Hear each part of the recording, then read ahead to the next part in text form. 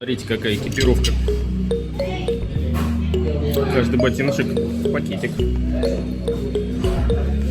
Маска на все лицо.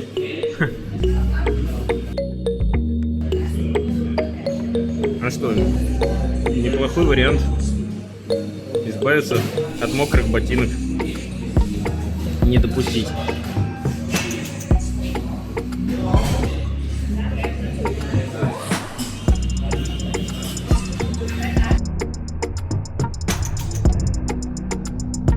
Все, готово.